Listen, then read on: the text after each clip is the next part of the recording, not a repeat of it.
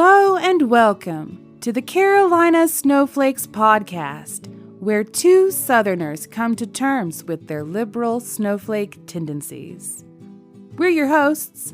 I'm Amanda. And I'm Jason. And we're here with this week's super special episode of the Carolina Snowflakes Podcast. This is the Big 4-0, our lovely Amanda's 40th birthday spectacular extravaganza supercalifun-fragilistic tubular rad episode. Woo! Yeah, it's going to be a big super fun party time for Amanda's birthday. A party? Yeah, so we wanted to everybody wants to say to you, we all gathered here to say happy birthday to you. Oh. And if we had the money, this is where if we had the money, we would sing the birthday song. But as you may or may not know, that song is copyrighted and we get like sued and like, I don't know, arrested by the birthday police. That's what's so weird about that song is people sing it all the time. Yeah, I know. We sing it all the time. Constantly. But you can't record yourself singing it and then like have that recording available anywhere. Yeah, if you do, the birthday police show up. Woo, woo, and they're like, freeze. Yeah. Don't be singing that song. And they like... I don't know what they do. They tase you. Maybe they poke you with birthday candles that are lit. Lit birthday candles. They put them out on your nipples. You know what they do? They use the candles that don't go out. Oh. The trick candles. Oh, those trick candles. And they make you like blow. Oh. But you can't because they don't go out. Yeah. And then you hyperventilate. And you need medical attention. Oh, these birthday police have really elaborate plans. Yeah. That's a very important song. Who owns it, though? The birthday people. The birthday police. Okay. Well, we want to avoid the birthday police. Yeah. And instead, we are going to talk about your birthday. And we're going to talk about birthdays in general or the days. It's going to be a fun-filled episode, an extravaganza of awesome.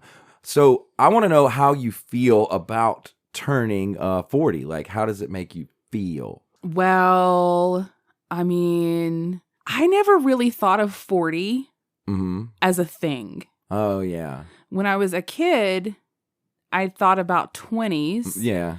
And then I thought about 30s. And at that point, I thought 30s was like super old. Because there was this television show on in the 90s called 30-something. Oh, God. And you're like, those are the old people. I hated that show, even though I never actually watched it. I just remember it coming on and being repulsed by it because it was old people. Which now... Yeah. I'm like, I'm that people. You're older than that. I'm older. I have surpassed 30-something. Like, I never, that was not an age I ever considered. Right. It didn't exist. Well, it does, and you've reached it. I'm there. Yeah. Are you excited? Yeah, a little bit. Okay. Yeah. Well, I've had feelings. Oh. Yeah. You have. Yeah. In a weird way, the fact that you're turning 40, it's your 40th birthday, and that's happening before I turn 40. I'm going to turn 38 this year. So you're a child, a mere child. Yeah, you're a cradle robber, apparently. What's weird to me, though, is that you turning 40 is making me feel like, oh, shit, that's right around the corner. Like, that's going to happen to me like tomorrow, basically, in the scheme of things. And that's made me go through kind of a midlife crisis myself. I'm not having a midlife crisis, though. I know. I kind of am, though. Oh, yeah? That's what I'm saying. I've been thinking about getting like a boat. A boat? Yeah, getting a boat and a dog. We're nowhere near ocean. Yeah, I know. But like I would go on the ocean with the dog and just sort of fish and be alone. And what about me? Well, that's the thing. Like, I would come back. Oh. But like... After your crisis is over? Yeah. You know the song Freebird? Like how he's like, I just got to be a rambler and I just got to go. Yeah. That I'm free like a bird. Can't sing too much of that. No, you don't want to sing too much of that either. Hold on. The cat is apparently trying to join the party.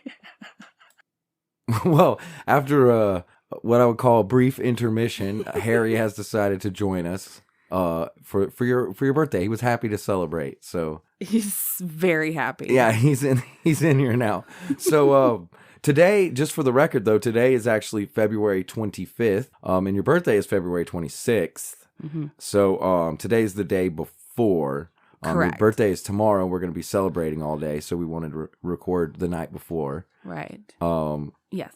So that's kind of a problem because me and the international community had worked up a surprise for your birthday. Oh. Yeah, and we were going to start World War III on your birthday, but apparently there was some kind of a miscommunication and it started early, so I have to apologize for that. You guys jumped the gun on that one. Yeah, stupid Russia.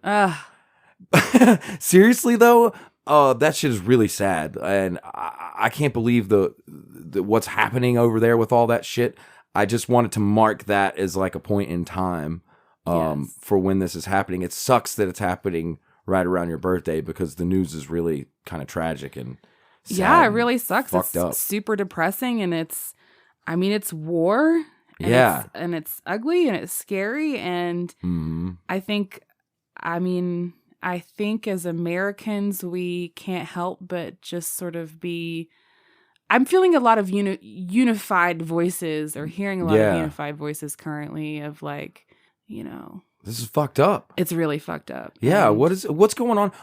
I saw that Russia had taken Chernobyl. They took Chernobyl, like the place where the nuclear the meltdown happened, and it's all radioactive. And I, for the life of me, can't figure out exactly what Russia wants with that place. Like why? Like why of all the places in the Ukraine? I don't know. Like, they made a beeline like straight for Chernobyl. I know. It's weird. I have two theories. One is that they want residuals from the Netflix show about Chernobyl because they heard that was doing well.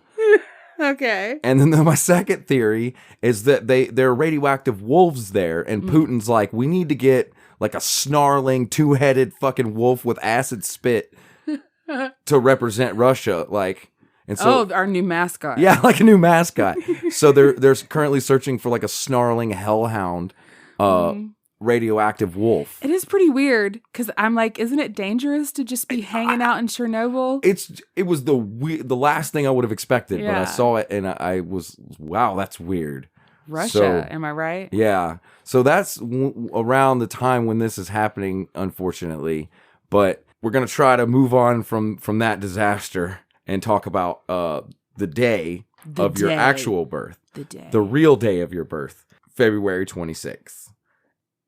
Well, in celebration of all things me and my birthday, I thought that it might be fun for us to talk about some famous people other than me who were born on the same day as me. Famous people who were born on the same day. Like, you mean the same year or just the same day?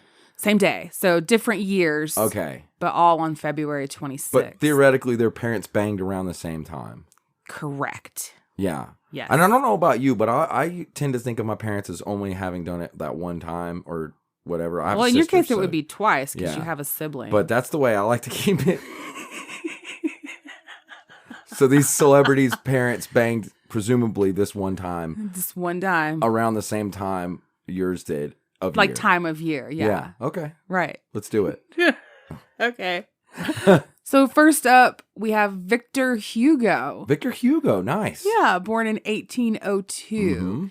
And he was a French poet, novelist, essayist, and playwright. He was a writer. He wrote Les Miserables. Yeah, he wrote Les Miserables. Yes. And The Hunchback of Notre Dame. And little tidbit fact for you, if you're ever on Jeopardy, this will help you. He had a habit of recording, like writing down in a diary his sexual conquests. Oh, yeah. Nice. And he would document them and use code to describe certain things. Oh, that's funny. I bet it was called Victor Hugo, An Erotic Life. Yeah. What a weirdo. I wonder what his code words were like. Oh, I know. Well, he was French, so a lot of it was French terms. Yeah, but like, was he like, I gave her the old Eiffel Tower, you know what I mean? You know what I mean? Yeah. We had baguettes twice. Yeah, now that actually was something he would say, like, big baguettes. Yeah. Nice. Nice. Yeah. So there's a little fact for him, and for some reason I feel like that would be on Jeopardy. Some gross, hairy French sex. Yes. Okay, so next we have Ariel Sharon. Is that how you say his name? I don't know. Sharon. You know him, the Prime Minister of Israel. The Prime Minister of Israel. He was. Yeah. Ariel Sharon. Yeah, it's Sharon. Yeah, I'm not that versed in how to pronounce all that those names, so I'm not sure. Well, he was the 11th Prime Minister of Israel. Well, there you go. And he's considered to be a highly polarizing figure in the Middle East.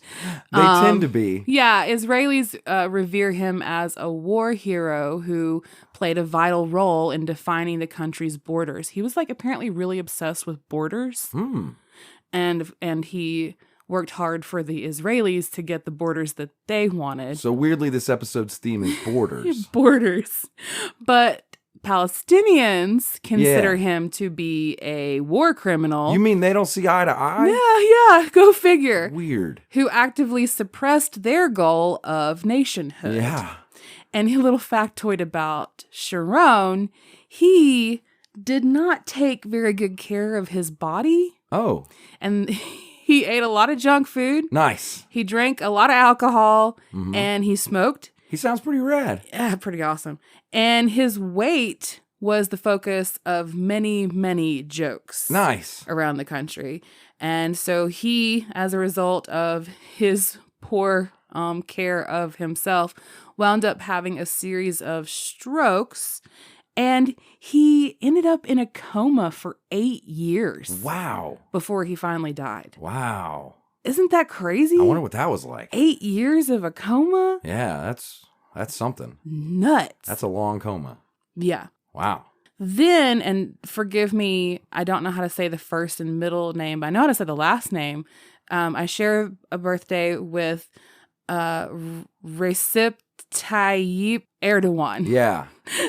I don't know if I said that right. No, I know the name, but I also don't know the correct way to pronounce it. I know the last name is Erdogan. Yeah, I've heard that, yes. He was born in 1954. And he's the current president of Turkey. Yeah. Yeah. So Erdogan has negotiated for years for Turkey to become a member of the European Union. We're talking over a decade. Yeah, they've been talking about it. Yeah. It's been in the ether. Right. But Turkey is a lot like Russia in the sense that Erdogan is more of a dictator than the leader of a democracy. Yeah, see, I don't know enough about Turkey, but that's the impression that I get. Yeah, it's kind of like Russia, where it's yes, we voted, you know, and it's no, you didn't. I mean, you did, but you didn't. Yeah. That kind of thing. He's very much a dictator, and he's gotten a lot of human rights violations lodged against him, particularly in terms of Turkey's genocide of the Armenians and the history there. Yeah. Kind of not a good dude at all. I have that impression. I just haven't educated myself enough to be oh yeah, that dude is X or Y. Yeah, so we have a French sexual perv. Yeah, but he sounds kind of, Victor Hugo, you know. Yeah. He's pretty famous. He's super famous. And then we have a polarizing Israeli leader. Yeah. And then we have a dictator. I feel like I'm off to a really good start. It's taking a turn for sharing sure. birthdays. It's taking a turn for sure. If we all got together and it was February 26th birthdays, everybody come on. You should probably be a dictator is what I'm thinking. I kind of am feeling maybe that's my calling, is to be some sort of all-powerful leader. Okay, well, Amanda for emperor. Okay. Up next, I share a birthday with Fats Domino. Nice. Who was born in 1928. That's cool. And he's one of the pioneers of rock and roll. Of rock and roll just in general. Without him, we would not have this kind of rock and roll that we do. Factoid for you. The Associated Press estimates that during his career, Domino sold more than 110 million records. Wow. That's a lot. That is a lot. And I think of all of the songs, the one I know the most would be the Blueberry Hill. Yeah. That's the one I'm the most familiar with. And, another interesting fact about him, he was in New Orleans when Hurricane Katrina hit. Wow, he must have been old by then. He was super old, and his wife was very ill, and he did not want to leave because of that. Uh-huh. And they were in one of the flooded areas, and he had to be helicoptered out. My goodness. By the, whatever, National Guard or whomever showed up to save people off their rooftops. He was one of those. Wow. Yeah. Huh. That's pretty interesting. I did not know that. Yeah. Crazy, huh? Mm-hmm. Then we have a lady, Helen Elizabeth Clark. Okay. She was the 37th Prime Minister of New Zealand. New Zealand. Because those folks are totally down with women being in charge. Yeah. Yeah. They're also criminals, but, Well, that's whatever. No, wait, is New Zealand criminal? I thought that was Australia. I was under the impression, and maybe this is, if I got this wrong, I apologize, but maybe this is urban legend or whatever, but I was under the impression that they took the criminals from England and France and stuff, and then they put them on boats and they made them go to Australia. Yeah. And Australia was like a prison island. And then there were people who were kind of civil. They were regular type criminals, and they started the colony and everything, and were like kind of loyal to the queen. And there were people there who were like the real hardcore criminals who were total dicks, and they kicked them off of Australia and sent them to New Zealand to live there because it was all fucking crazy and there was a lot of sheep, I guess. And so they're like the uber criminals. Oh, see, I didn't know that story. I may have just made it up, although I have heard it before. I was familiar with Australia being the destination for criminals, but I did not know that New Zealand was also part of that somehow. It might just be some anti-New Zealander propaganda from imperialist America. I don't know. But I don't think I made it up. Honestly, it doesn't make sense to me. I would think that the reformed criminals would have been the ones sent to New Zealand because New Zealand is far more beautiful. That's true. Like, think Australia, hot. But I think it deadly. might have had something to do with the fact that in where New Zealand was, there was hostile or angry tribe people. Angry locals? Yeah. Yeah. And that like the Aborigines weren't as angry as the people that were where New Zealand is now. I don't know. I don't think that so, might be because racist. I think I've read that Aborigines used to be down with some cannibalism. I don't know. See, we're talking about a lot of things that I don't know enough about. Yeah, I appreciate how we're both talking to talk about things we really don't know about. Yeah. But we think we maybe saw or read somewhere sometime. It's very American. It's very white. Yeah. And very American. At least we're admitting that that's the case. I'm not asserting these things like I know them to be true. That's true. That's what sets us apart from the rest. Yeah. So anyway, Helen Elizabeth Clark, she was the Prime Minister of New Zealand, and they absolutely loved her. She was an advocate for public health policy. She was considered to be very pragmatic and focused on stability during her leadership. And in 2009, she was voted greatest living New Zealander. Huh. That's kind of cool. That is pretty cool. Yeah. And she was so awesome that in 2020, the WHO, the World Health Organization, appointed her as a co-chair of a review panel for the global response to the COVID-19 pandemic. What a badass. Yeah. Because she's all about some like public health policy. Helen Elizabeth Clark. Elizabeth Clark. Well, I'm going to try to remember her because she sounds pretty badass. Yeah. So she's like a cool leader. Way to go, Helen. Yeah. And then I also share the day with Buffalo Bill. Huh. Like the real one or the dude in the movie? The real one. Okay, good. There were a lot of movies, actually. Well, no, I meant Silence of the Lambs. Oh, no. No. I don't know what his birthday was. I might share that too. Put some lotion on your skin. Yeah. He was born in 1846. It's like Buffalo Bill Cody. Yeah. one of the most famous and well-known figures of the American Old West. Yeah, he was like a cowboy. Cowboy dude. Yeah. He happened to also be a soldier. He fought for the Union. Oh, nice. During the Civil War. All right. He was a bison hunter and a showman. Yeah. Part of the reason he got to be so well known was he like traveled around and did his show. Yeah, well, yeah. What happened was he ran into a guy who was a writer who was like super interested in his story, wrote about him, embellished quite a bit, and then published. And it blew up, and people were like, "Who is this guy? We want to see him." And next thing you know, he's on like this national tour of the Buffalo Bill Wild West show. Yeah, that's pretty cool. And so he would show up in these towns and do demonstrations on shooting and lassoing, and they had some theater. That's where Annie Oakley showed up. Yeah, like Annie, get your gun. Wow, that's like pretty cool. Like what a story, Mark. What a story, Mark. So yeah, February 26th. Mm-hmm. And then probably the most famous person that I share a birthday with would be Johnny Cash. Yeah. I mean, that's awesome. Yeah. Singer, songwriter, musician, actor, and author. Very, very, very famous. Yeah. Johnny Cash. Johnny Cash is probably one of the only country musicians that I have a actual love for. Yeah. What's your favorite Johnny Cash song? My favorite, his cover of Hurt. Yeah. But his cover of Hurt by Nine Inch Nails is like it shakes my bones. Like I can hear it in my head and I get goosebumps. That's how good that song is. Yeah, it's really good. Mm-hmm. I also like his cover of Break My Rusty Cage. Yeah.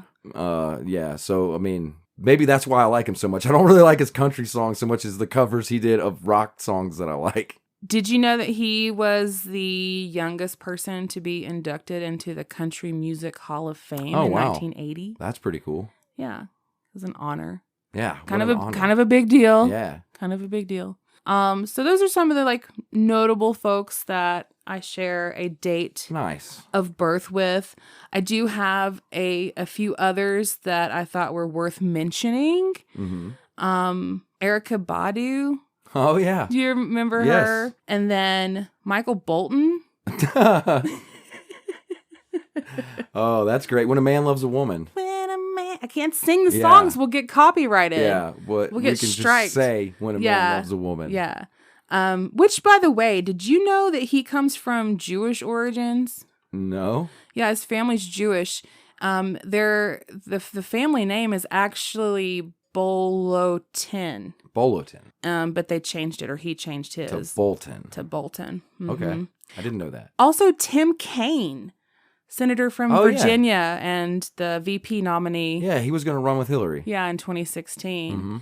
And also Levi Strauss. Oh, the jeans dude. The jeans dude. Huh. He was German-American businessman and founder of Levi Strauss. Interesting fact about him, when Levi died in 1902, his estate was worth about $6 million, which today would be the equivalent of about $150 million. Whew, that jeans money. That jeans money. He was making good money in denim. Which is really, his story is actually pretty interesting because the family came over basically from Germany and they set up a wholesale, dry goods selling store in New York, and they decided they wanted to expand, and they sent Levi to San Francisco because that's where the gold rush was happening at the time. And he ran into this dude who had just patented the rivets on pants. Uh-huh. And they teamed up and put rivets on denim and cut them into pants. And those became blue jeans. He was like, hey, man, I figured out how to rivet pants. I mean, and Levi was like, you're a goddamn genius. And they patented it. So rivets on pants. Yeah. Huh. There you go. Wow. Some history on some pants. I don't really know what the rivets are for if I think about it. I feel like at one point they served a purpose. Yeah. But perhaps over time they've just become for looks, for aesthetic. I have no idea. I feel like, right, in the 1800s or whenever, wouldn't they have been for a reason, perhaps? Probably, yeah. Oh, I bet it's for securing. Yeah. It makes the pants. So when you squat down to like pan your gold, Yeah. your pants don't rip. Yeah. Oh, because they're okay. riveted in place in the seams and the stitching. Oh. I figured it was probably some way to suppress women because it was back then. So it's like where you attach your woman leash to or whatever. Yeah, maybe. Yeah. Could be that. Yeah. Well, those were all pretty cool stories about people that were born on February 26th, but I think the best person born on February 26th is our dear host, Amanda. Oh. I think it's really great that you're turning 40, and I plan to spend the rest of my life with you and be with you when we're 80.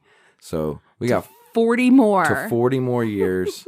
I'm glad I found you, and I'm glad we started a podcast, and I'm glad we're all here to celebrate. And it's just awesome that, we're doing this together because you never know how things are going to happen in life. And it turned out great. And I'm really glad to have you in my life. And I want to say that. I appreciate that. Mm-hmm. And I'm glad that you have me in your life as well. Oh, yeah? Yeah.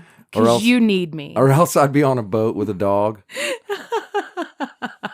Sure. Mm-hmm. Mm-hmm. Yeah. Well, I do. And thank you. Our audience needs you too, and I'm channeling the audience through me as well. We need you because you're great a great host, and we're happy to be here and celebrate your birthday. Well, thank you very much. You're welcome. It's been an honor mm-hmm. to be celebrated mm-hmm. on this episode. Cool. And I appreciate your attention mm-hmm. and your kind words. And I thoroughly enjoyed talking about the famous folks that share my day. All right. Great. And if only I could be in a room with all of them. Yeah, I know. Well, a lot of them are dead. Yeah, but that would still be fun. It would be. I mean, assuming they were alive, not dead bodies. Maybe in heaven, like that's how you're organized. Right. So. Wouldn't that be weird? It would be. If in heaven you get to the gates and they're like date of birth and I'm like February 26th and I'm like, okay, go to the left. And then you just go into a room mm-hmm. and it's all people. I happen to know just for whatever reason that a person that shares my birthday happens to be child serial killer Albert Fish. Oh. Yeah. Great. So I would be stuck with that guy. Oh. Which sounds awful. That sounds pretty bad. Yeah. I have dictators, but I didn't see any like serial killers. Serial child murderer. Oh, right. Yeah. Yeah. That's important to remember. He killed a bunch of kids. Yeah. That's gnarly. Yeah. It's pretty gnarly and pretty awful. Yeah. And he ate them too. Oh my gosh. I know. Well, good luck in your room. Yeah. In heaven. So I hope heaven isn't organized like that. I'm glad you're an adult. If it is, I'm going to petition. Petition. Be like, move me. Yeah. Can we share it like maybe with who died on the same day or something? Why does it have to be when we were born? Yeah, protest. Yeah. Or like when the first day we hit puberty, or got laid or something. Like pick a different day. Yeah. It's important. The first time we got a zit, anything. I just don't want to be around that creepy bastard. Right. But he wouldn't be in heaven. Oh, yeah, that's a good point. He wouldn't be there. Yeah, but I might not be either. Freaking 8 kids. I might not be either. And if hell's organized you the same way. You didn't eat kids, though. Yeah, that's true. I think you'd be all right. I guess. Well, if you want to hear other episodes that aren't about Amanda's birthday, but that will make you yearn for her birthday, you can find those on our website. CarolinaSnowflakes.com. And if you want to talk to other people whose birthdays will be other days for sure, you can find them on our Facebook. Facebook.com/Carolina Snowflakes. And if it's your birthday also, you can send us an email, and that would be good. We could share a birthday cake. CarolinaSnowflakes@gmail.com. gmail.com. Thanks for listening. Bye.